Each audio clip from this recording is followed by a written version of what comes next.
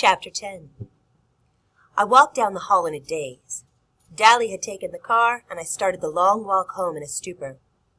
Johnny was dead. But he wasn't. That still body back in the hospital wasn't Johnny. Johnny was somewhere else. Maybe asleep in the lot, or playing the pinball machine in the bowling alley, or sitting on the back steps of the church in Windricksville. I'd go home and walk by the lot, and Johnny would be sitting on the curb smoking a cigarette, and maybe we'd lie on our backs and watch the stars. He isn't dead, I said to myself. He isn't dead. And this time, my dreaming worked. I convinced myself that he wasn't dead. I must have wandered around for hours, sometimes even out into the street, getting honked at and cussed out. I might have stumbled around all night except for a man who asked me if I wanted a ride. Huh? Oh, yeah, I guess so, I said. I got in. The man, who was in his mid-20s, looked at me. Are you all right, kid? You look like you've been in a fight. I have been. A rumble. I'm okay. Johnny is not dead, I told myself, and I believed it. I hate to tell you this, kiddo, the guy said dryly, but you're bleeding all over my car seats. I blinked. I am? Your head. I reached up to scratch the side of my head where it had been itching for a while, and when I looked at my hand, it was smeared with blood. Gosh, mister, I'm sorry, I said, dumbfounded. Don't worry about it. This wreck's been through worse. What's your address? I'm not about to dump a hurt kid out on the streets this time of night. I told him. He drove me to my house, and I got out. Thanks a lot. What was left of our gang was in the living room. Steve was stretched out on the sofa, his shirt unbuttoned and his side bandaged. His eyes were closed, but when the door shut behind me, he opened them, and I suddenly wondered if my own eyes looked as feverish and as bewildered as his. Soda had a wide cut on his lip and a bruise across his cheek. There was a Band-Aid over Derry's forehead, and he had a black eye. One side of Two-Bit's face was taped up. I found out later he had 4 stitches in his cheek and 7 in his hand where he had busted his knuckles open over a Socha's head. They were lounging around, reading the paper and smoking. Where's the party? I thought dully. Weren't Soda and Steve planning a party after the rumble? They all looked up when I walked in. Derry leaped to his feet. Where have you been? Let's don't start that again, I thought. He stopped suddenly. Pony Boy, what's the matter? I looked at all of them, a little frightened. Johnny. He's dead. My voice sounded strange, even to me. But he's not dead, a voice in my head said. We told him about beating the Sochas, and I don't know. He just died. He told me to stay gold, I remember. What was he talking about? There was a stricken silence. I don't think any of us had realized how bad off Johnny really had been. Soda made a funny noise and looked like he was going to start crying. Two-Bit's eyes were closed and his teeth were clenched, and I suddenly remembered Dally. Dally pounding on the wall. Dallas is gone, I said. He ran out like the devil was after him. He's going to blow up. He couldn't take it. How can I take it, I wondered. Dally is tougher than I am. Why can I take it when Dally can't? And then I knew. Johnny was the only thing Dally loved, and now Johnny was gone. So he finally broke. Two-Bit spoke everyone's feelings. So even Dally has a breaking point. I started shaking. Derry said something in a low voice to Soda. Pony Boy, Soda said softly, like he was talking to an injured animal. You look sick. Sit down. I backed up, just like a frightened animal, shaking my head. I'm okay. I felt sick. I felt as if any minute I was going to fall flat on my face, but I shook my head. I don't want to sit down. Derry took a step toward me, but I backed away. Don't touch me, I said. My heart was pounding in slow thumps, throbbing at the side of my head, and I wondered if everyone else could hear it. Maybe that's why they're all looking at me, I thought. They can hear my heart beating. The phone rang, and after a moment's hesitation, Derry turned from me to it. He said hello, then listened. He hung up quickly. It was Dally. He phoned from a booth. He's just robbed a grocery store and the cops are after him. We gotta hide him. He'll be at the lot in a minute. We all left the house at a dead run, even Steve. and I wondered vaguely why no one was doing somersaults off the steps this time. Things were sliding in and out of focus, and it seemed funny to me that I couldn't run in a straight line. When we reached the vacant lot just as Dally came in, running as hard as he could from the opposite direction. The wail of a siren grew louder, and then a police car pulled up across the street from the lot. Doors slammed as the policeman leaped out. Dally had reached the circle of light under the street lamp, and skidding to a halt, he turned and jerked a black object from his waistband. I remembered his voice. "I've been carrying a heater. It ain't loaded, but it sure does help a bluff." It was only yesterday that Dally had told Johnny and me that. But yesterday was years ago, a lifetime ago. Dally raised the gun, and I thought, "You blasted fool. They don't know you're only bluffing." And even as the policeman's guns spit fire into the night, I knew that was what Dally wanted. He was jerked half around by the impact of the bullets, then slowly crumpled with a look of grim triumph on his face. He was dead before he hit the ground. But I knew that was what he wanted, even as the lot echoed with the cracks of shots, even as I begged silently, "Please, not him and Johnny both." I knew he would be dead, because Dally Winston wanted to be dead, and he always got what he wanted. Nobody would write editorials praising Dally. 2 friends of mine had died that night. One a hero, the other a hoodlum. But I remembered Dally pulling Johnny through the window of the burning church. Dally giving us his gun, although it could mean jail for him. Dally risking his life for us, trying to keep Johnny out of trouble.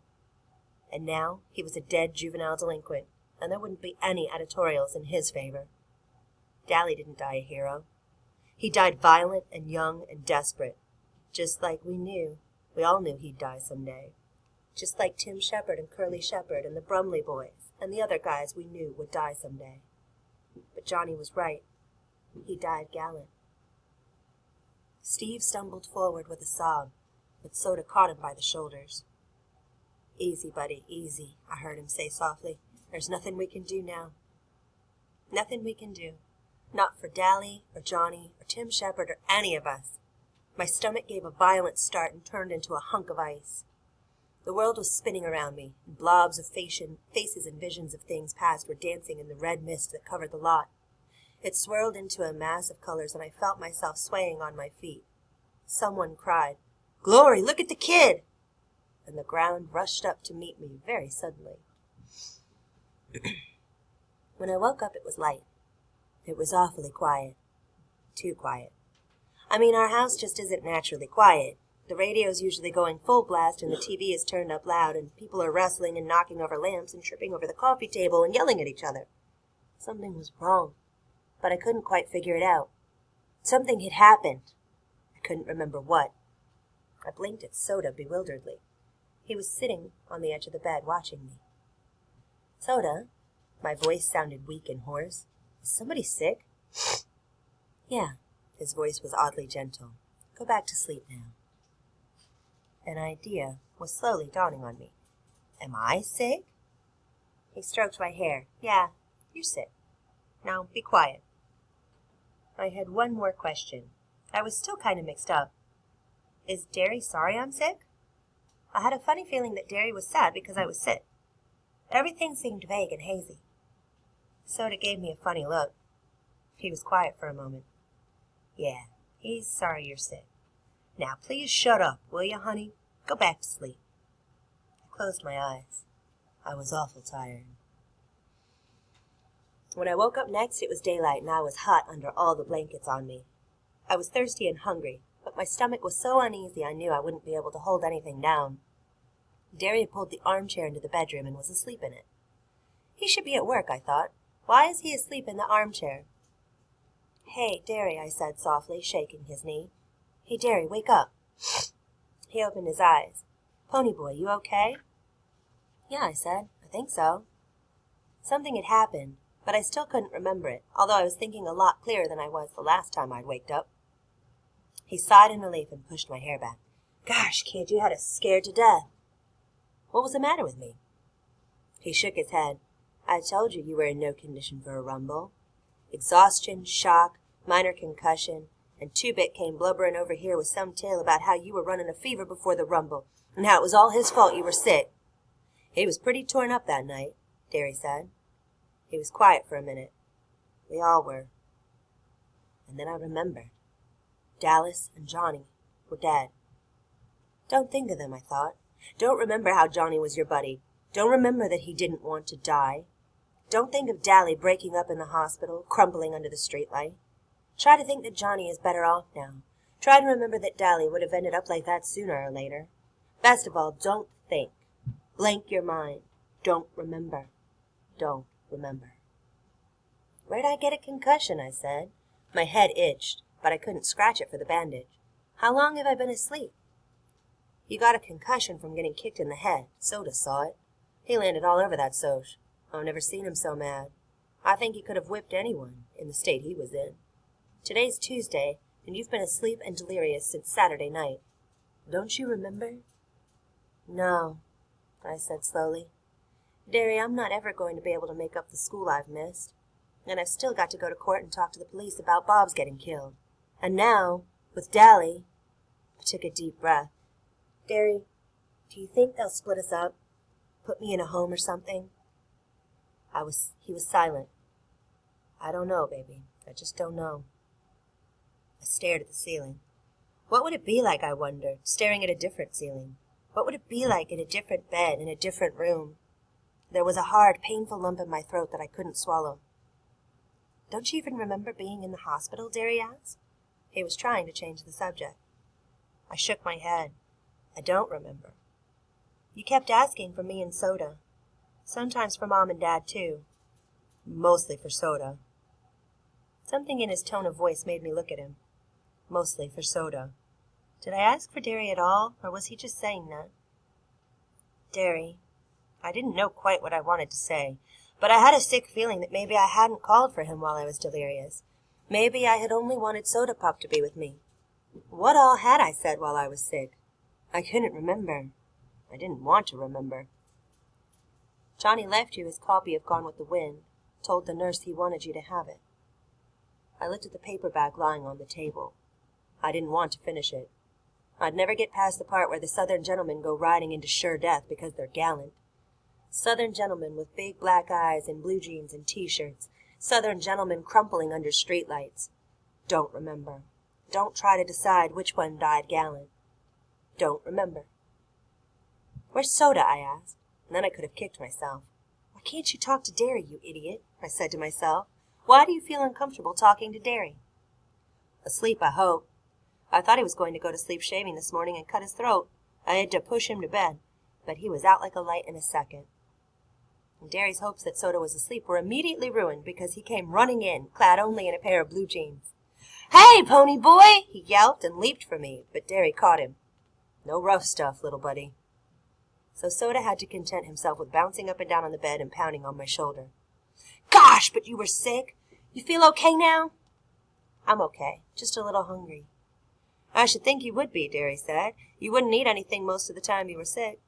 How'd you like some mushroom soup? I suddenly realized just how empty I was. Man, I'd like that just fine. I'll go make some. Soda Pop, take it easy with him, okay? Soda looked back at him indignantly. He'd think I was going to challenge him to a track meet or something right off the bat. Oh, no, I groaned. Track meet. I guess this just about puts me out of every race. I won't be back in condition for the meets. And the coach was counting on me. Golly, there's always next year, Soda said. Soda never has grasped the importance Derry and I put on athletics. Like he never has understood why we went all out for studying. Don't sweat it about some track meet. Soda, I said suddenly, what all did I say while I was delirious? Oh, you thought you were in Windricksville most of the time, and then you kept saying that Johnny didn't mean to kill that Soch.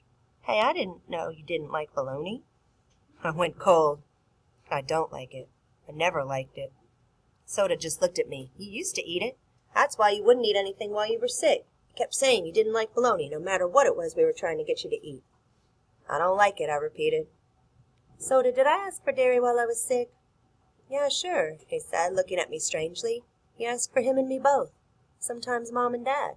And for Johnny. Oh, I thought maybe I didn't ask for Derry. It was bugging me. Soda grinned. Well, you did, said